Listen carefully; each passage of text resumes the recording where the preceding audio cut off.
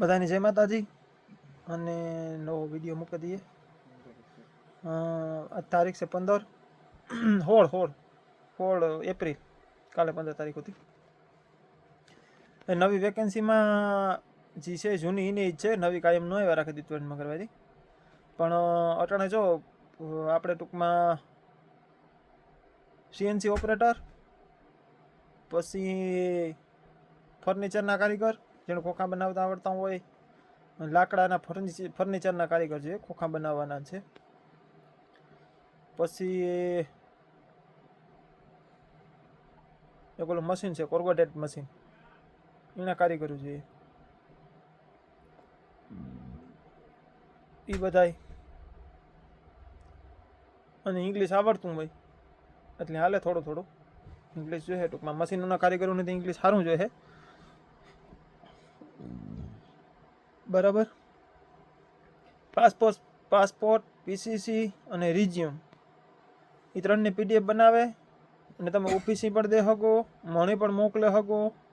છેટા હોય પછી અમદાવાદ, વડોદરા, આણંદ, ખેડા, નડિયાદ, નર્મદા, કરજણ, એ જેટલી સાઈડ છે એ બધી એની આપણી નવી બ્રાન્ચ ખુલે ગઈ બરાબર. બીજી બ્રાન્ચ ટૂંકમાં આણંદમાં છે. એ લોકોને સરનામું જોતો હોય તો આણંદવાળાનું સરનામું આપી આણંદમાં છે આપણી નવી બ્રાન્ચ. બીજી બ્રાન્ચ નવી બ્રાન્ચ એટલે બીજી બ્રાન્ચ ટૂંકમાં કે જે દૂરવાળા છે એને આ રાણાવાવ ધક્કો ન ખાવો પડે, એના માટે બધું ન્યન્ય થઈ જાય. અને જે આ બાજુના નજીક હોય એને આ આવવાનું રાણાવાવ ઓફિસે.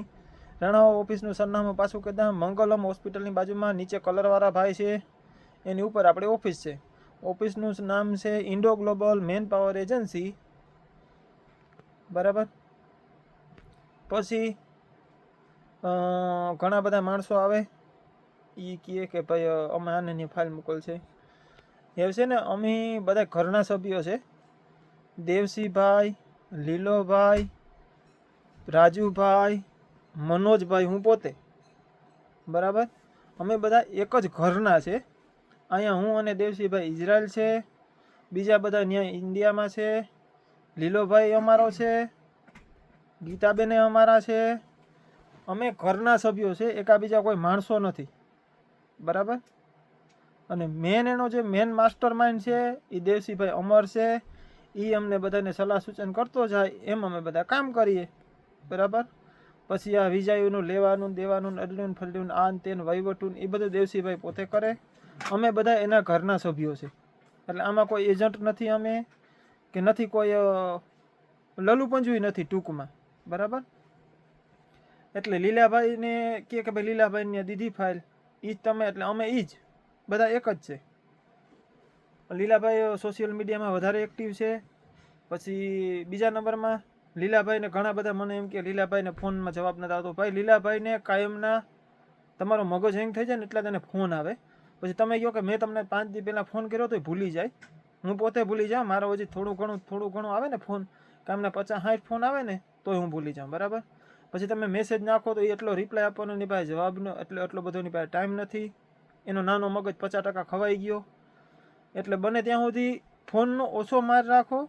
રૂબરૂ ઓફિસે જઈ આવવાનું. રૂબરૂ ઓફિસે જવામાં શું પ્રોબ્લેમ થાય ભાઈ? આપણે તમારે કંઈ કામ હોય પછી ઘણા એમ કે અમે બે વરહદી થયા ને અમે ભાઈ ફાઇલ મૂકી દીધી.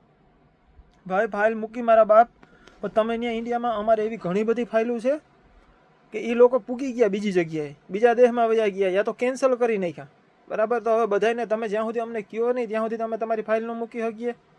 પછી તમે કેટલું ભણેલા છે કેટલું નથી. હવે લીલોભાઈને એ તો યાદ ન હોય લીલાભાઈને કે ભાઈ આ નરસિંહભાઈ ખીમજીભાઈ દેથરિયા છે એને મને 3 વર્ષ પહેલાં આપી હતી ફાઇલ એમ, કારણ કે એને ફાઇલનો ઢગલો હોય. એટલે તમે થોડાક ટચ માર્યો પછી જાણકારી મેળવો, ક્યારેક ઓફિસે જાઓ, પછી સોશિયલ મીડિયામાં જુઓ, જેવાની વેકેન્સી હોય એવાની લીલોભાઈ ઓનલાઈન મૂકે જ છે. એની જાહેરાતો મૂકે, ફેસબુકમાં મૂકે, પછી ઇન્સ્ટાગ્રામમાં મૂકે. પછી હમણાં ઇન્ડો ગ્લોબલનું અમારું પેજ ચાલુ થઈ ગયું, એમાં પણ મુકાય કાયમ. ઇન્સ્ટાગ્રામમાં મૂકે છે, ઇન્ડો ગ્લોબલનું પેજ છે, એમાં એ ઓફિસનો જ હોય. અને એ સાચું જે પણ કહે ને એ બધું સાચું જ હોય, કંઈ ખોટું ન હોય બરાબર.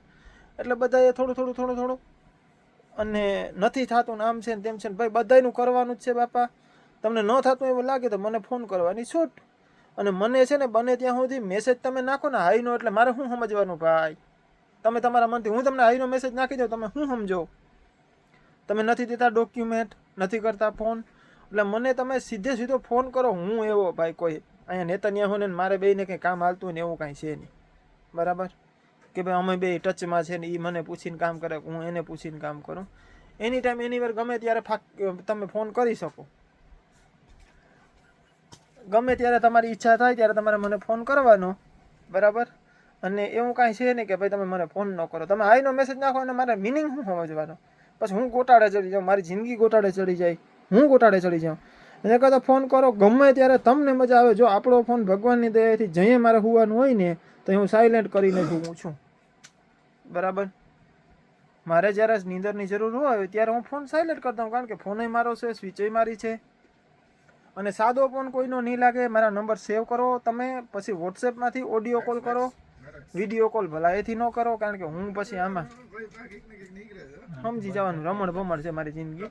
અને મારો મોં જોવામાં કાંઈ છે નહીં ટૂંકમાં. તમે મારો મોં જોઈને કંઈ કાઢી લ્યો એવું છે નહીં. એટલે XYZ ફોન કરી લેવાનો, હાઈનો મેસેજ નાખો તમે.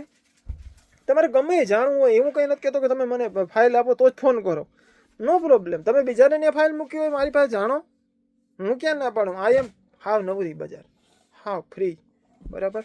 સ્પેશિયલ 24 કલાક તમારી સેવા માટે દેવસીભાઈ મને નિમણૂક કરેલા છે, બરાબર? કે માણસોની સેવા કરો તમે એમ. અને મેવા તો મળે જ છે ઓલરેડી, કંપની આપે જ છે મને પગાર. 2-2.5 લાખ રૂપિયા પગાર છે મારે. 2.5 લાખ રૂપિયા, 2 લાખ રૂપિયા, શું વાંધો છે ભાઈ? અને વાતું નો જ પગાર છે, માની લો ને. ન્યાય વાતું જ કરો, બાકી કામ તો આપણા બાપના નો હોય ને બાવાના શું વારે ભાઈ? એટલે કોઈને ટેન્શન લેવાનું નહીં. અને ગમે ત્યારે ગમે પોઝિશનમાં તમારે ગમે તે નાનામાં નાની વાત હોય મને ફોન કરો, બે ઝીઝક.